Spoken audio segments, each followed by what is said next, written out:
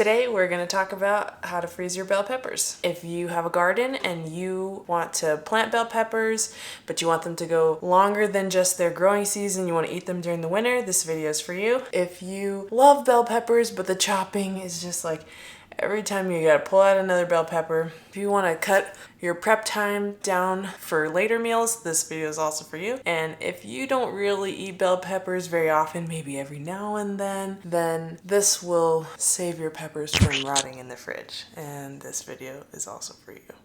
So without further ado, let's jump right in. First, you're gonna wash your peppers. Then you want to chop them to your desired size. If you like to just have strips ready to go for things like fajitas, then go ahead and do that. I like to have mine chopped up smaller, like the size of my pinky nail, so that they're ready to go for me to put in things like eggs and spaghetti and meatloaf. So I like mine smaller, but you know, do whatever you want to do. After you have all of your peppers chopped, then go ahead and spread them out on your cookie sheet. You want to make sure that they're not sitting on top of each other. It's okay if they're sitting next to each other and touching. That's not a big deal. They'll crumble apart easy enough, but you want to give them enough space that they'll be able to freeze separated, because that's the whole purpose of the cookie sheet. Because if you just throw them in a bag, they're going to clump together and it's going to make it really difficult to try to separate them when you need them. So this way just really simplifies things.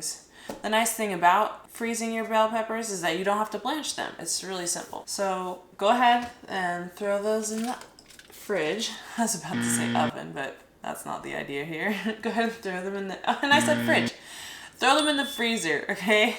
Then wait about 4 hours or so until you're like, okay, these are solidly frozen and they hit each other and they're not gonna stick together. When you're to that point, then you can go ahead and put them in bags.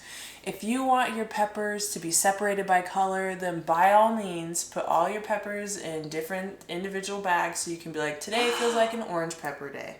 But if you like to have rainbow peppered food like I do, just throw them all in the same bag. I think it makes eggs fun. You get a bunch of different flavors instead of just green today because green was cheap and that's what I bought. Oh, that's another thing. When you go to the store, sometimes you're like, I want a red pepper, but green is cheaper. So if you can buy your peppers when they're on sale, then you can chop them up, freeze them, and have the colors that you want when you want them. One tip I have is if you're gonna use your frozen peppers, leave them in the freezer till the last minute, until right when you need to sprinkle them in. Don't let them sit on your counter forever. They're gonna start defrosting and they're gonna clump together. So just leave them in the freezer, use them right when you need them, and put them away right away. All right, well, that's it. Pretty easy and simple.